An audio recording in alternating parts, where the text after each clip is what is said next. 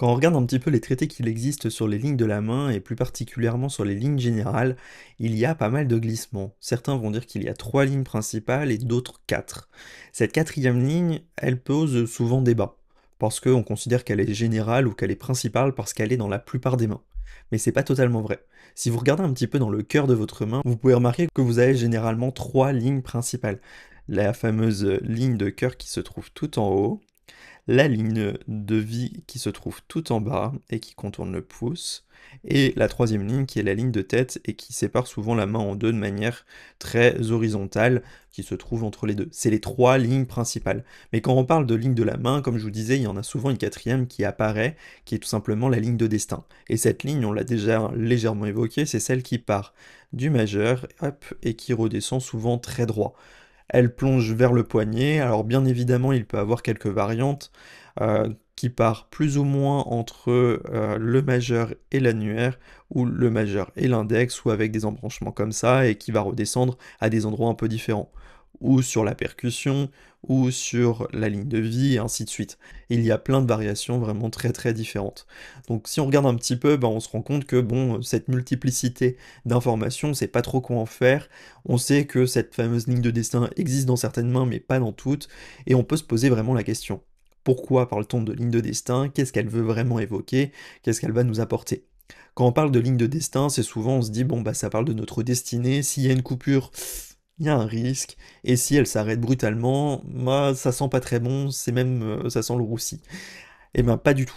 Cette fameuse ligne de destin, elle peut s'appeler la ligne de Saturne ou la ligne d'argent. Il y a vraiment des noms qui sont très variés, mais ne vous inquiétez pas, ce n'est pas parce qu'une ligne comme celle-ci a plusieurs noms qu'elle veut forcément dire des choses très différentes. Cette fameuse ligne de destin, elle parle tout simplement de quelque chose de très simple, hein. Quand on regarde un petit peu ce qu'il se passe, cette fameuse ligne de destin, elle démarre, donc on a dit, sur la base de la main, mais surtout elle remonte à un endroit particulier qui est vers le majeur. Quand on regarde le majeur un petit peu, ce qu'il veut dire en chiromancie, c'est le doigt qui est relié à Saturne.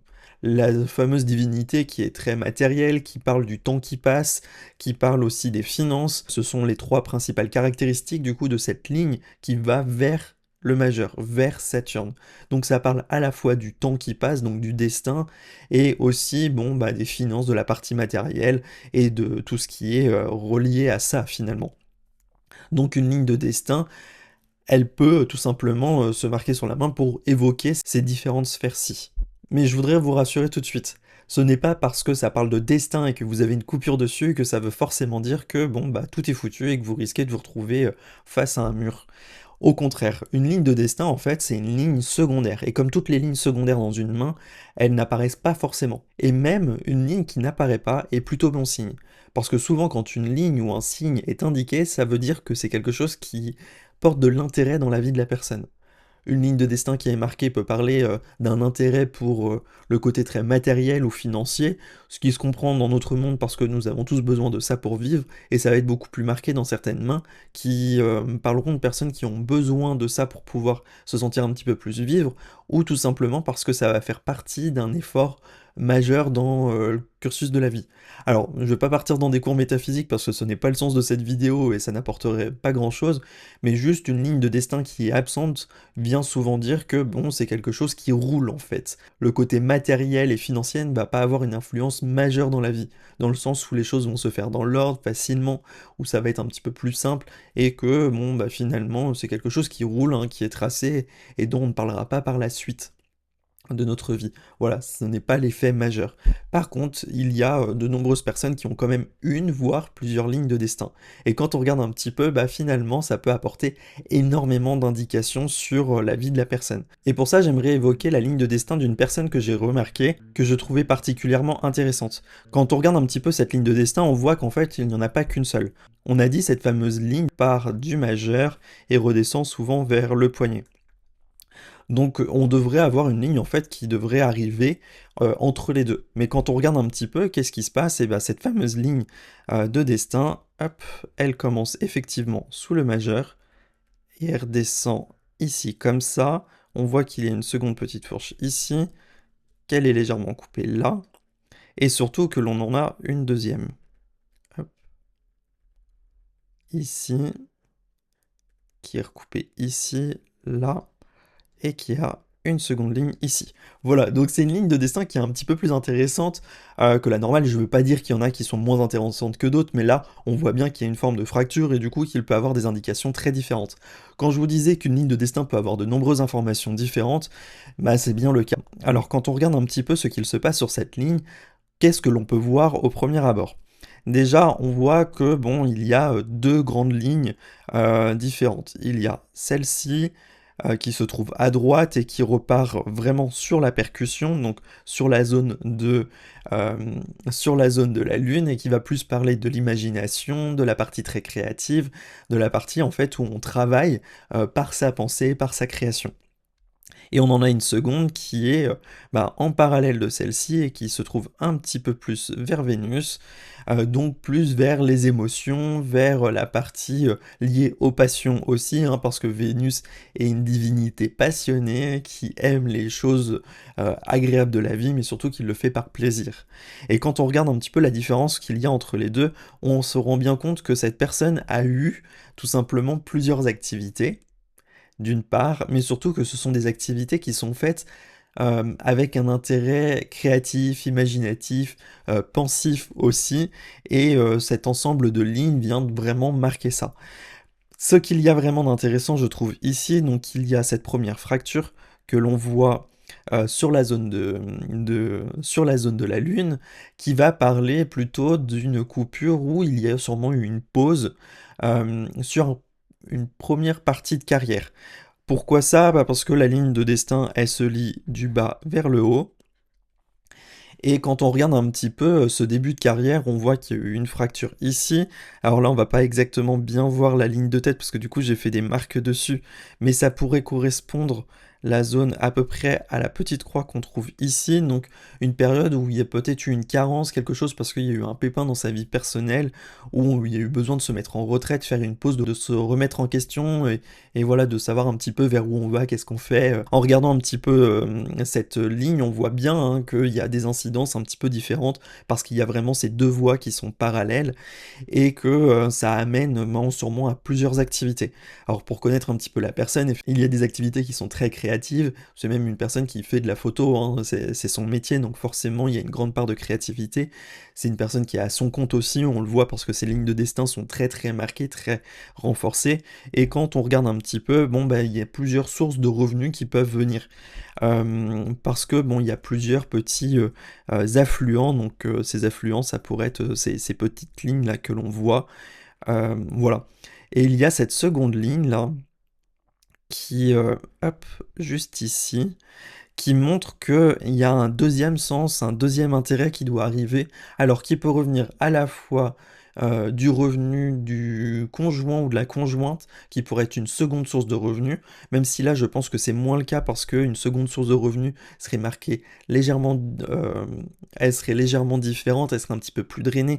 Là c'est vraiment une seconde ligne mais qui est marquée mais sans plus, et surtout c'est une ligne qui remonte aussi, donc ça vient vraiment montrer que c'est une seconde source de revenus et qu'il y a sûrement deux activités en parallèle, parce que là, il y a vraiment une espèce de ping-pong entre les deux zones. Quand on regarde un petit peu ce qu'il se passe sur ces fameuses lignes de destin, on voit qu'en fait, il y a plusieurs choses. Comme je vous l'ai dit, on regarde vraiment la dynamique qu'il y a au cœur de la main pour essayer de comprendre la partie matérielle, financière. On voit que là, il n'y a pas forcément de blocage ou de grosses périodes de pénurie, de blocs, on se retrouve, voilà, tout recommencer à zéro. Il y a toujours ces deux activités qui se suivent, et à partir du moment où elles se croisent avec la ligne de cœur, donc la ligne de cœur, on a dit c'est celle qui est en haut, il y en a une qui s'arrête, net, elle s'arrête dessus.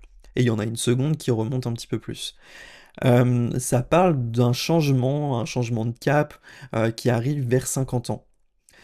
C'est vraiment cette zone-là, alors là c'est vraiment lié aussi à la configuration de cette main, mais ça vient montrer qu'il y a un changement de cap, alors sans que ça soit une reconversion, parce que là on n'a pas une bifurcation nette, mais juste qu'on met une activité en retrait pour pouvoir se concentrer majoritairement sur une activité rémunératrice, une activité financière, et avoir quelque chose de matériellement plus fixe, et du coup se concentrer sur quelque chose qui nous prenne un petit peu moins de temps aussi, parce que là on voit entre le nombre de lignes qui existent sur toute cette zone-là, où on a deux, voire trois, voire quatre lignes, et là une seule nette, on se rend bien compte qu'on priorise une chose et à partir de 50 ans, en fait, il y a quelque chose qui roule et on laisse filer les choses, on les laisse avancer. Voilà, donc ça nous donne quand même des indications qui sont assez fortes à ce niveau-ci. Si on regarde un petit peu plus loin, ces fameuses lignes de destin, elles sont vraiment corrélées à plusieurs choses.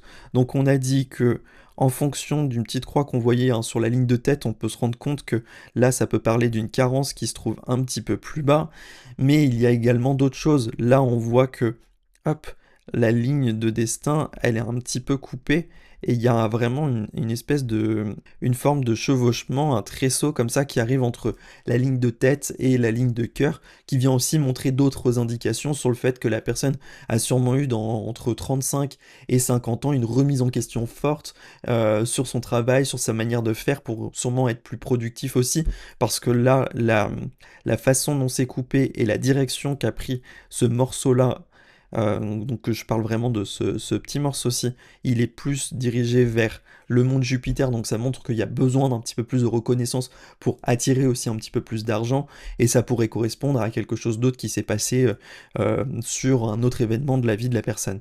Alors pour connaître un petit peu, parce que c'est une lecture que j'avais fait il y a quelque temps, si je me trompe pas, ça correspond à, hop, cette zone-ci où on a une forme d'œil comme ça qui arrive sur la ligne de cœur et qui vient montrer une période de séparation qui a lieu à partir de 30, entre 30 et 35 ans, si mes souvenirs sont bons, pour parler voilà, d'un changement, un changement de cap, un petit peu, une réorientation ou un surpassement professionnel pour pouvoir s'en sortir un petit peu plus, avec un petit peu plus de flexibilité. Donc voilà, ça vient vraiment donner des indications très différentes en fonction de où se trouve la zone sur la main. Donc on peut voir que finalement, cette ligne de destin, elle vient rebondir, parce que ça reste une ligne secondaire, elle vient rebondir avec d'autres éléments qu'il y a un petit peu partout sur la main.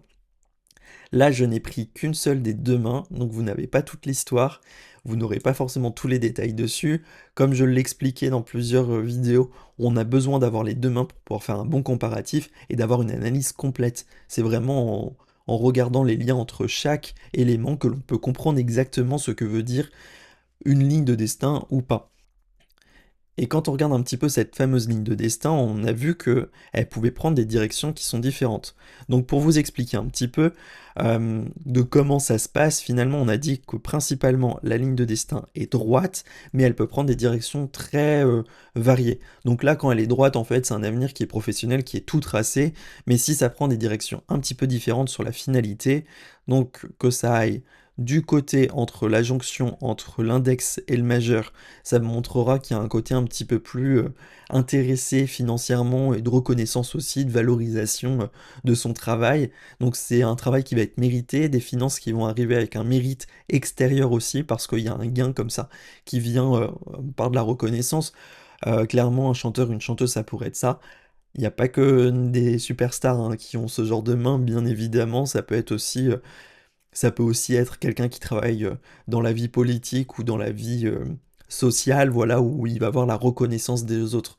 Un commerçant de village aura sûrement une ligne aussi similaire de cette manière-là.